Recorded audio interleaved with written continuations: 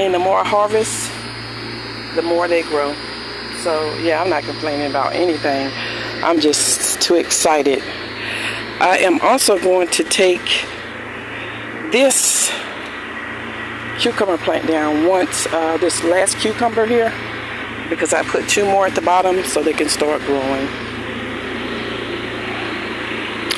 So thank you guys for joining me today. I appreciate everything that you guys do for me, and the ones that are my day 1 followers, I really appreciate you guys.